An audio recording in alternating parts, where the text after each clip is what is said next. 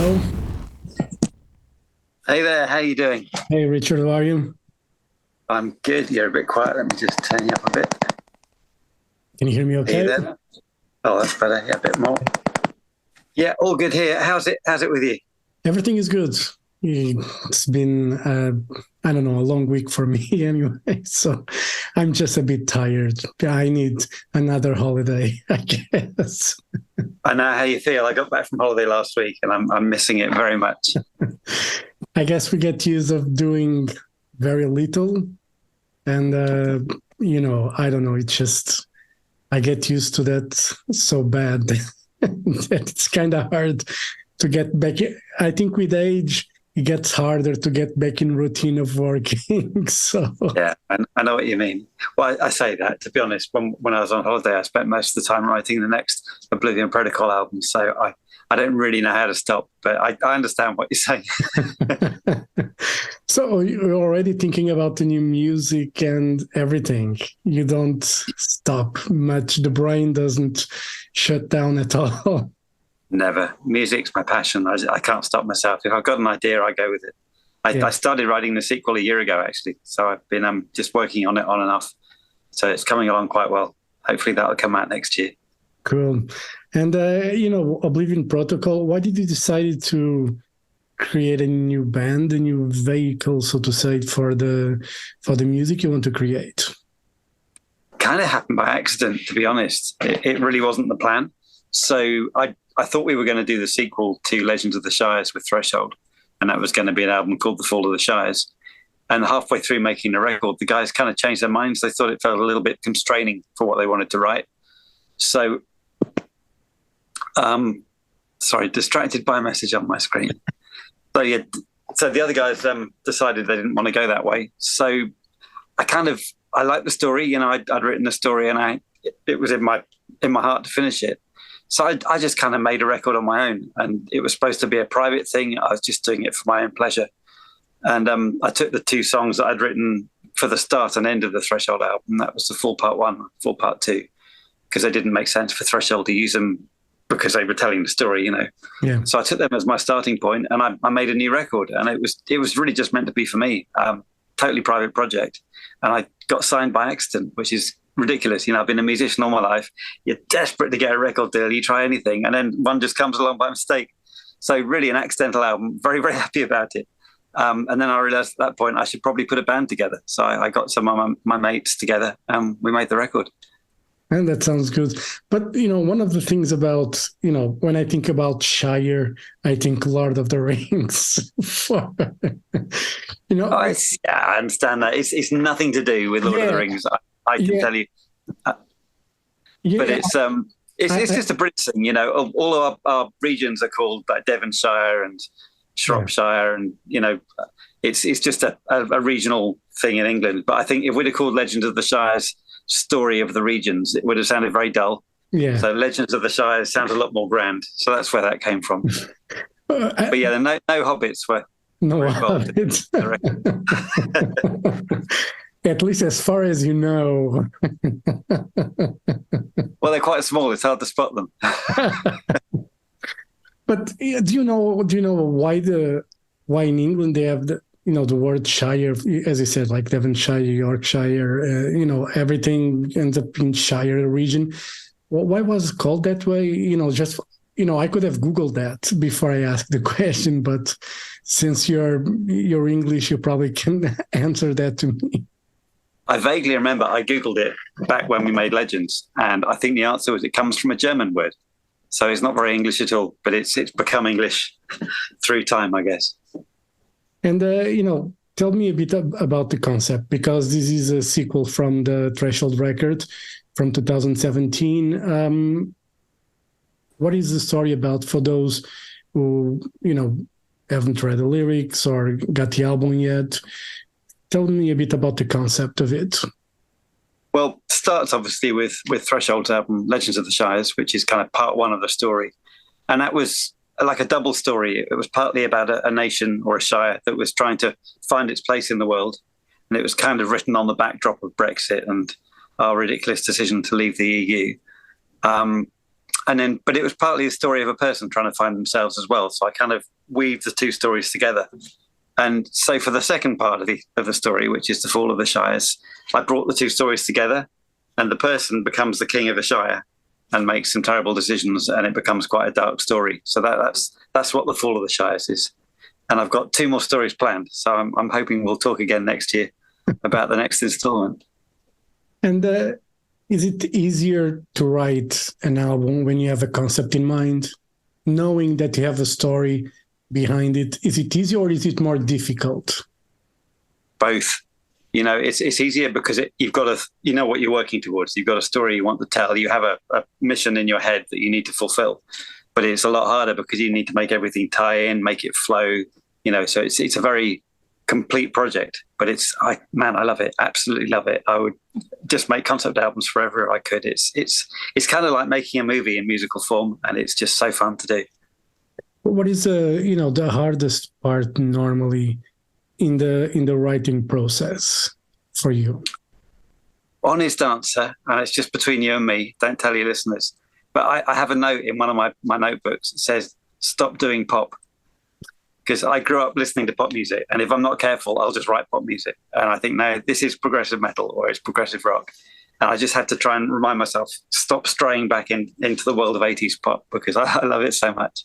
That's the most difficult thing, staying on genre, staying on point, But, it wouldn't be bad to incorporate some of that in, 80s pop has probably some of the best melodies, ever written. And I don't see anything wrong with that if you can incorporate that in the prog metal world. I think I do already. And yeah. I think I just have to remind myself not too much, because Threshold and Oblivion Protocol, we're all about the melody, and it's that's the most important thing. It's not about noodling and playing a million notes per minute. We do a bit of that as well, but we want to write great songs. And you're right, 80s pop was fantastic, wasn't it? I listen to it all the time, but I don't want to go too pop. I want to make sure I still stay within the bounds of what we're supposed to be.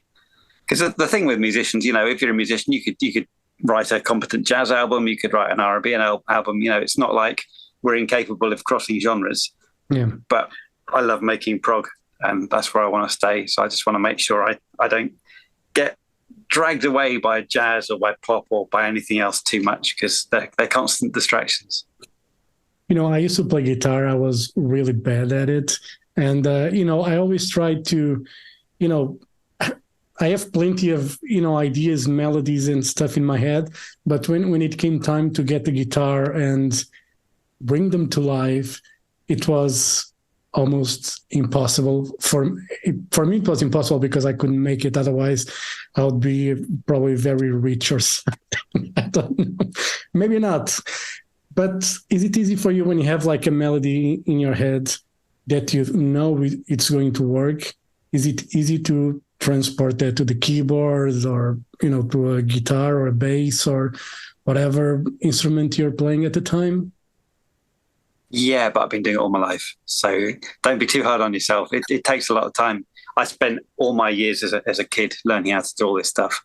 And I got to the point where I was kind of writing full productions in my head, and then I had to work out how to actually make it happen in real life.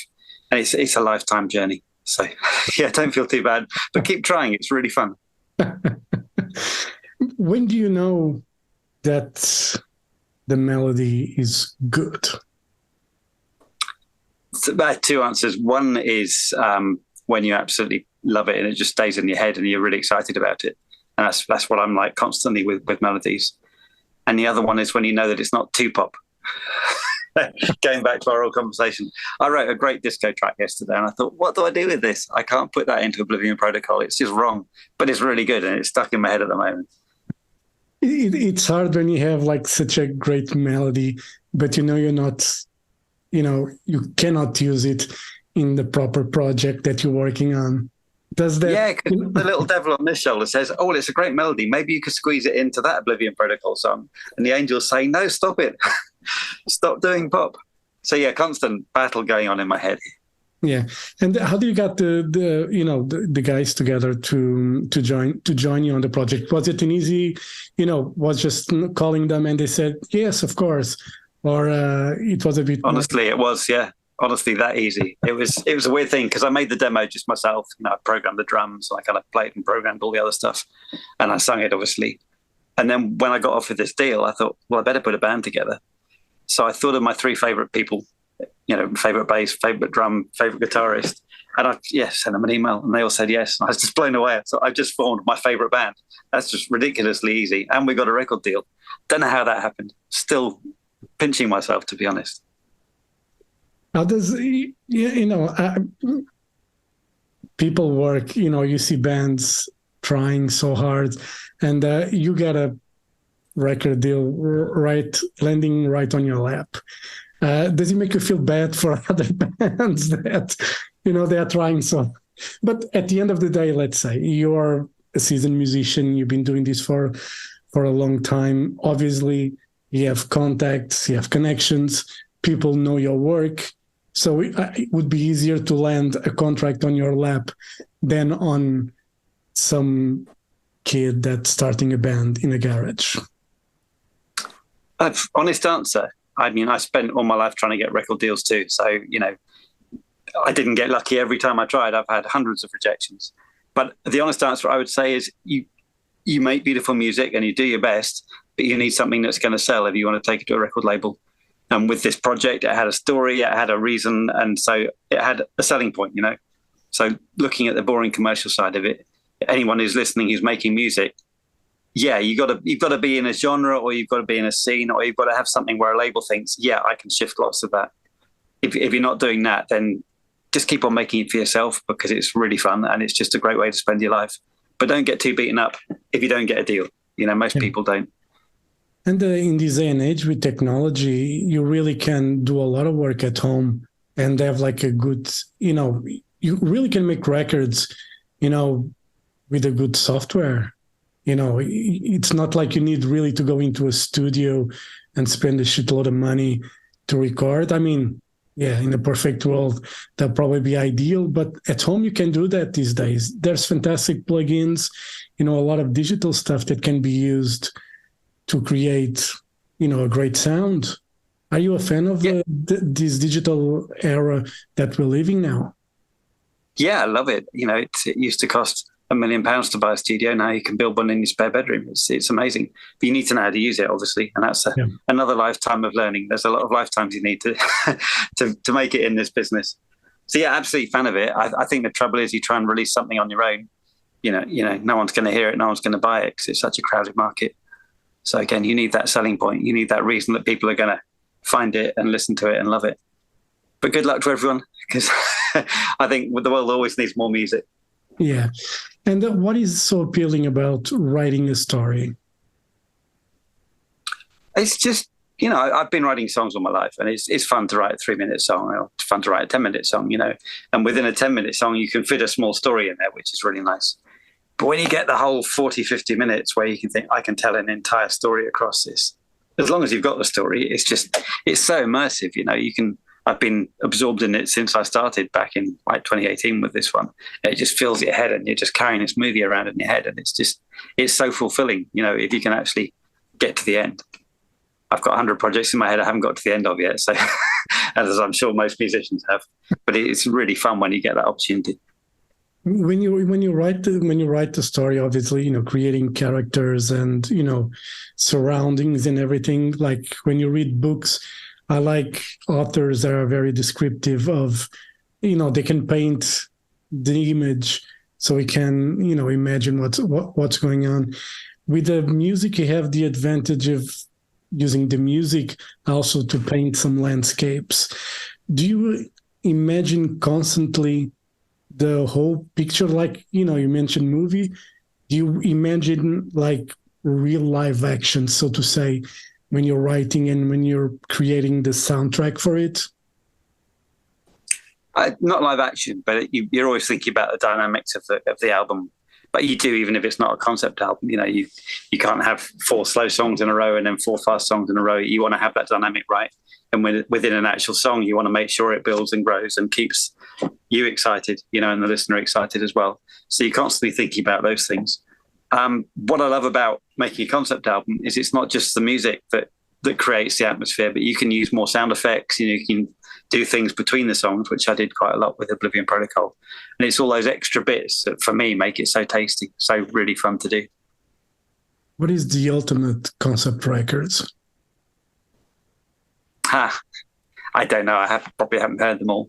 I grew up absolutely loving The Wall by Pink Floyd, so I'd probably go back to that. That's my kind of ground zero, Yeah. And, one of the things, because when I read concept records, I remember back in the day, it was called like a rock opera. Is that concept rock opera dead, or or it's just cool to say concept records now, or rock opera really didn't fit the purpose of it? I don't know if I'm right with my definition, but for me, there's a rock opera and a concept album are slightly different. Like with a concept album, you still keep it conceptual and you still make it so that it's just about the songs and an album.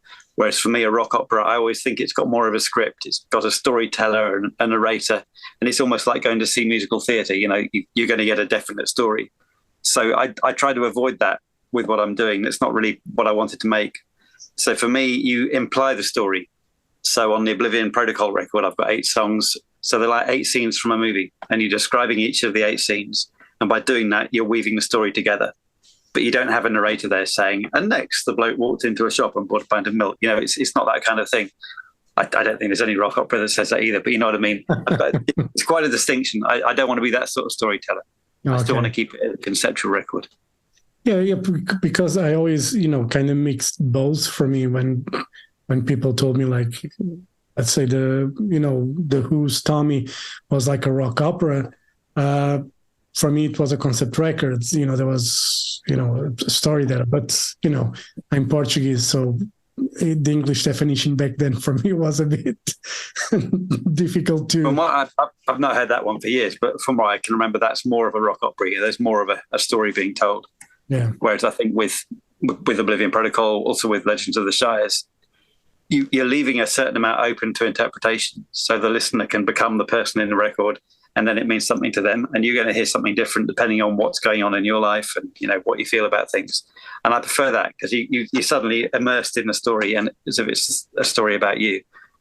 And you can't do that if you're telling a really descriptive story about a bloke called Tommy, for example. It doesn't work in the same way. Is it nice when people can identify with something that you wrote and think it's about them? You think that's the biggest compliment you can get as an artist? Not so much that it's about them, but it's really fulfilling when people write to say that a song helped them through a difficult part of their life. So I got that a lot with Lost in Translation, which was a song near the end of Legends of the Shires. And it just talks about, actually, to be honest, it's kind of mirrored on my struggles that I went through with life and a difficult point in my life, and then how I just had to get myself through it. And similar with a song Lost in Your Memory on our album For the Journey, get lots of emails about that one. It's just about, persisting and pushing through in the hard times and keeping hope and knowing that you're not alone. And I think those stories just identify with people. They do when I hear other people write that sort of song. Mm. So, yeah, that's probably one of the most fulfilling things is when people write and say thank you. Really nice. Yeah. And it's easier for you to write something personal about you without being directly about you. Is it, I know a lot of people, they prefer to use metaphors a lot of the time, probably to describe whatever they're going through and create a whole different world, probably. But I always imagine that, I've been to a psychologist a few times. There were some good days, some really bad days. And there were times it was very difficult to talk about what was really going on in my head. I just didn't want to. And because I felt that if I was going to talk, it was going to be worse than what I was going through in that moment. With music, it's okay for you, to write that and you feel better about it as well? I don't know about feeling better. I don't do it for therapy, but I think you can only write from your own experience. They say that if you're writing books as well, you can only write what you've lived. That's why people who write novels go and do so much research so they can really understand what they're trying to write about. And I think with music, you can only write what you lived. So if you've been through something hard, that's going to come across in a song and then hopefully identify with somebody else. And that's a nice connection. I like that. Yeah. And, when it comes to Oblivion Protocol, live shows, is anything in the cards, or you prefer to keep doing the studio work? I've just been talking to a booking agent, actually, just before I came on this call with you. So hot off the press. Yeah, we're just getting ourselves sorted with a booking agent, and we're hoping to go and do some festivals next year. So we are planning to do shows, yeah. That's good news then.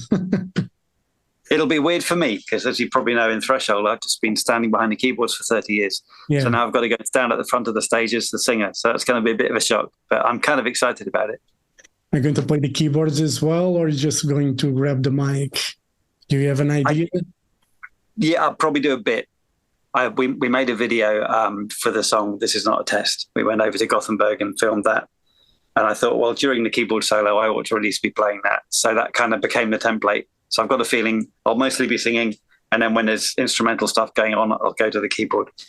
But I don't want to be one of those guys that has racks of keyboards in front of me all the way through. I think that can be a little bit restrictive for being a front man. Yeah. But you never know. Maybe I'll hate it and I'll want the keyboards as a sort of shelter between me and the fans. I don't know yet.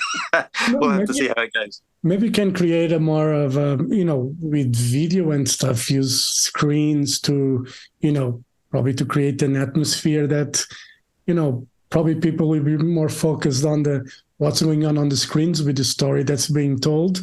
And they won't mind much if you're not in front of them with a microphone.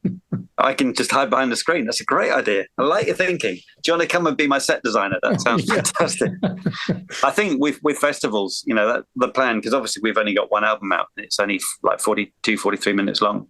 So we can't go out and do a headline set yet. So we're thinking we'll do a few festivals. We can probably put on an hour show, we'll do a couple of extra tracks. But then it's very much down to the festival, whether they have the big screen or what they provide. Normally it's just a backdrop. But what you're saying, I totally agree with. I think especially with a concept record, great to have visuals that match the whole thing and kind of tell the story in an atmospheric sort of way. So, yep, you can come and work for me. You've got all the right ideas. Because you were just saying it, and I was just imagining like it's a concept record, because I remember watching Wasp with the Crimson Idol on the Crimson Idol tour, even though Blackie Lawless was with the guitar and with the microphone in front of the crowd. The stage was very dark and the light was all on the screen with the video that was passing throughout two songs.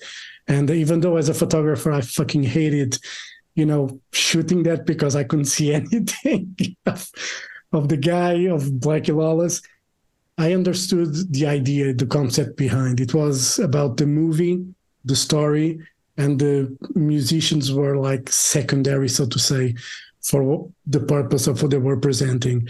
And I think like with a concept sci-fi kind of a thing, I think screen works, and if you don't feel comfortable being on the front of the stage with a microphone in hand, don't know what to do, maybe being behind the keyboards, with the screens on, it's a good idea, Go and hide. To be honest, if I don't feel comfortable in the front of the stage with a mic, then I'm just not going to do it. That would be ridiculous. But I'm looking forward to it. I'm kind of excited. Changing role this late in life sounds like a fun thing to try out. But yeah, definitely with video at the back. That's always been my goal. I do that already with League of Lights, my other band with my wife. And we have video on every song, and it really works. Like you say, it just sets the scene. It's a really nice thing to do. Yeah. And so you're already working on the song. How many songs do you think is going to be on the next record for the idea that you have? So, well, when I made the first one, I kind of decided it was going to be just the right length for a piece of vinyl. So I was making it just for myself at the time. I didn't think anyone was going to hear it. So I thought, I'm just going to press one vinyl just for me, and I'm going to hide it in my record collection and just know that I made it. No one will know it. It'd be like the secret record. So I'd already decided it was going to be 42, 43 minutes long. So I'm going to carry on with that, I think, as the idea. So the next one will be the same length. So probably 8 songs again, maybe 7. I've got one long song on the way. So that will take up a bit more space on the record. But it will be still 42, 43 minutes. That's my constraint. And it's always cheaper to buy just one vinyl than double, I guess. Like these days, everything is so freaking expensive anyway. So Yeah, I couldn't believe it. I just saw. I'm not into the Sex Pistols, but I just saw today they've announced a limited edition 7-inch single of their single "Pretty Vacant" from back in the '70s. I looked it up. £15 they want. That's like €20 for one 7-inch single. You got to be kidding me. So yeah, I agree. Let's keep the price down as much as we can because it's getting silly. Very good. And, with all the music that you make, what are the, of the Oblivion Protocol, it's you're working on it. What else are you working on music-wise? So right now we're working on some Threshold reissues as well. So our first, third and fourth albums, they sound okay, but we know we can mix them better. They were made a long time ago. In fact, Wounded Land is 30 years old today. And we've got just better knowledge, better technology. We can improve that mix quite a lot. So we're working on those 3 records, remixing and remastering them for release next year. So that's what we're busy with at the moment. Were those records recorded on tape still, or were already digital? Yeah, Wounded Lamb was on analog tape. And then Extinct Instinct and Clone were on digital tape, but it was 16-bit, so slightly less quality. But we have all sorts of clever tricks these days to make things sound better. So we're halfway through doing them at the moment. They're sounding fantastic. So very excited about getting those out. And with Clone, the 4th album, we have an old live recording that we never released. So we're just restoring that at the moment. So there's going to be a bonus live album as well. So it's going to be fun. Cool. And when you listen to those, records from early in the day, I'm sure obviously they were out, you were happy with them, but do you ever felt tempted to change little things on it? Had something? Well, funny, because we remixed the second album ages ago. The Psychedelic Tesson came out in '94, and we remixed it in 2001, I think it was. And we added lots of extra bits of keyboards and just sounds because we thought, it's sounding a bit empty there, and that's a bit boring. So we did enhance it slightly. But I think this time, no, we're just going to stay true to the original. We're happy with the records. They were great, but they were very much of their time. So the idea of just making them sound a bit more modern and just a bit more better produced is quite exciting for us. Leaving it the way we always thought it was supposed to sound in the first place. That's our mission. Yeah.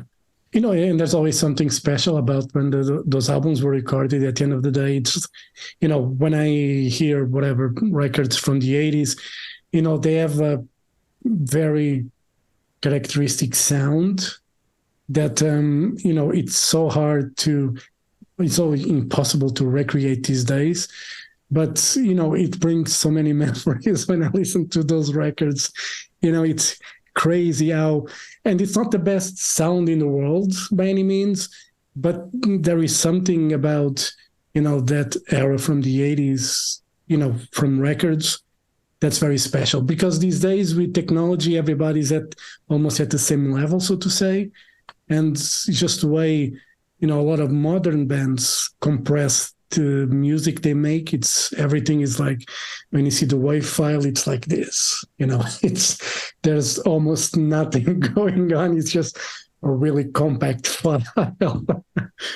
And it tires the ears, and those records in the 80s, they are great to listen to.